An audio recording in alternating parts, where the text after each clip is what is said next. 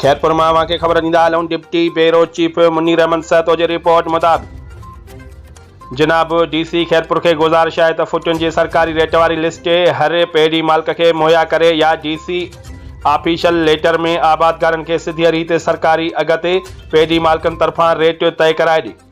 हिंगोर जालगे गोठ भूलानी सता जो रहवासी गुलाम हुसैन सहतो एहतजाज कंदे चयो त मूं 70 मण फुटियूं हिंगोर जा जे सेठ मंसूर मेमण के ॾिनियूं हुयूं ऐं जेकी मूं पुराणे रेट 9200 ते कटियूं हुयूं हाणे हू मुंहिंजूं फुटियूं 7200 ऐं 6600 ते कटे खणत समेत पौणा 4 लख ॾिना आहिनि। बकाया पैसा मूंखे नथो ॾे ऐं मूंखे कूड़ा केस करण जूं धमकियूं ॾिए थो ऐं मूंखे चवे थो त पैसा घुरंदे त तोते एतिरियूं FIR कराईंदुसि जो ज़मानत बि कराए न सघंदे।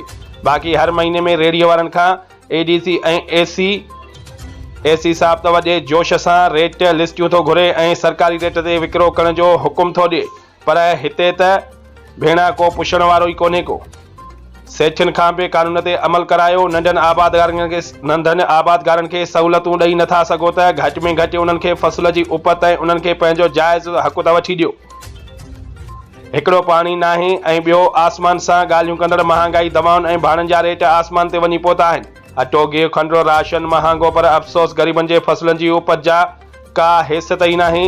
ग़रीब अवाम वञी आख़िर केॾां मूं ग़रीब सां इंसाफ़ कयो वञे।